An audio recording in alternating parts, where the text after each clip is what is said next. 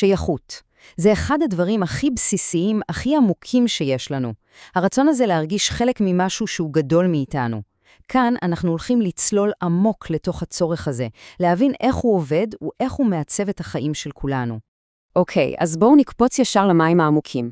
כי זאת בעצם שאלת השאלות, לא? הקונפליקט הזה שכולנו מכירים, המתח בין הרצון שלנו להיות חלק מקהילה, לבין הצורך שלנו לשמור על החופש האישי. האם בכלל אפשר גם וגם? וכאן מגיעה נקודת המפתח של כל הסיפור הזה.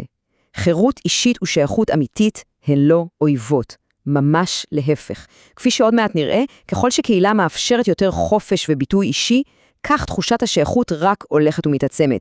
זה הריקוד העדין הזה של היחיד יחד.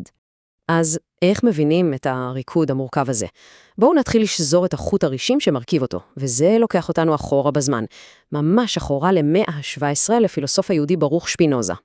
שפינוזה בא עם רעיון שהיה אז וגם היום פשוט מהפכני, אימיננטיות. מה זה אומר בכלל? אז הכי פשוט זה אומר שהכל, אבל הכל נמצא כאן ועכשיו. אין איזו מציאות נפרדת, אין עולם שמעבר. הכל נובע מתוך העולם עצמו.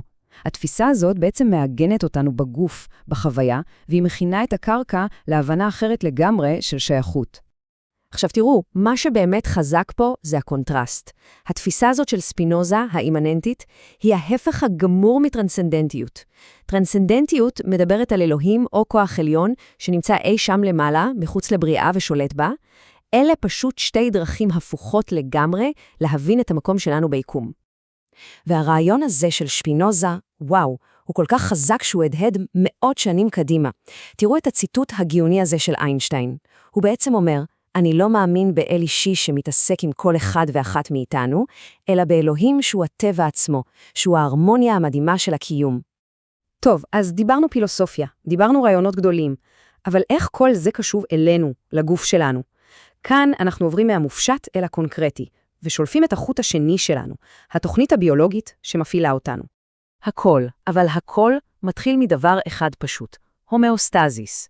זה מונח קצת מפוצץ, אבל הרעיון פשוט. זה הדחף הבסיסי של כל יצור חי לשמור על איזון פנימי. חוקר המוח אנטוניו דמזיו טוען שכל התרבות שלנו, כל החיים החברתיים, הם בסך הכל אסטרטגיות סופר מורכבות כדי להשיג את האיזון הביולוגי הפשוט הזה. אז איך זה עובד בפועל? תחשבו על זה רגע. הגוף שלנו יוצא מאיזון. נגיד אנחנו מרגישים יותר מדי לבד. מה קורה אז? בום, נוצרת הרגשה, בדידות. וההרגשה הזאת היא לא סתם משהו ארטילאי, היא איתות ביולוגי, הזעה שאומרת, היי, צא, חפש קשר, תחזיר את האיזון. ואם יורדים לרמה כימית, ממש למולקולות, יש לנו פה כוכב ראשי. מולקולה שאחראית על כל הדבק החברתי הזה שדיברנו עליו, האוקסיטוצין. כן, כן, הורמון האהבה, ולא סתם קוראים לו ככה.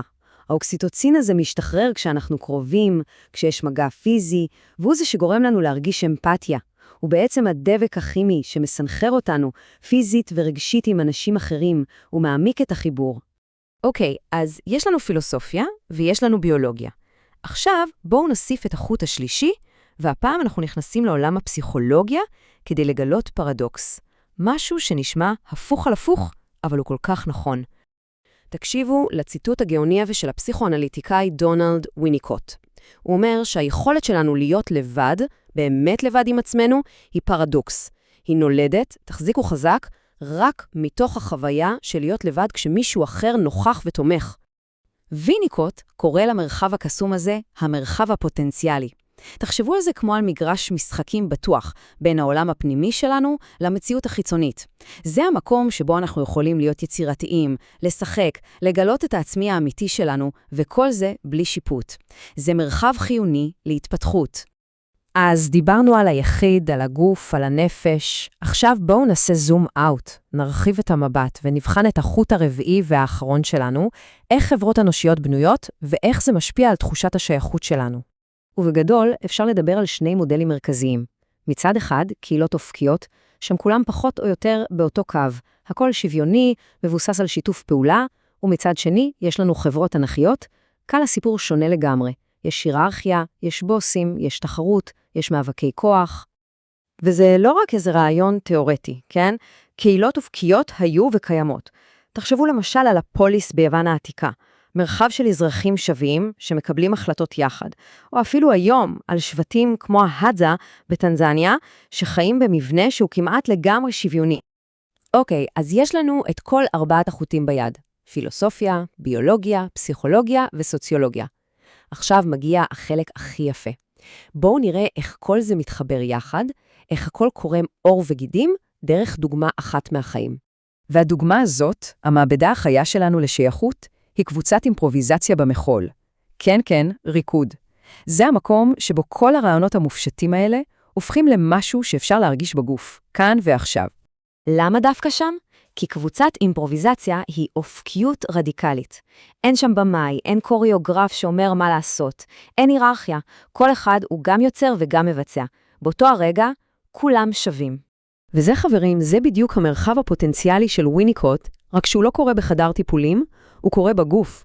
זה ממש מגרש משחקים בטוח, שבו אפשר פשוט להיות, לחקור את עצמנו בתנועה, לבטא את העצמי האמיתי, וכל זה בנוכחות תומכת של אחרים. ובסוף הכל חזר לביולוגיה, לגוף.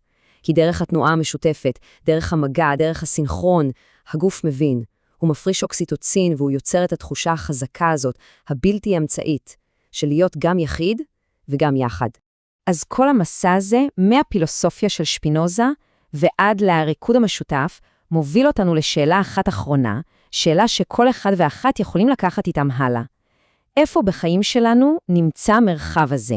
המקום הזה שמאפשר לנו להיות גם אינדיבידואלים, לגמרי אותנטיים, וגם להרגיש חלק ממשהו גדול יותר. איפה נמצא המרחב היחיד יחד האישי של כל אחד ואחת מאיתנו?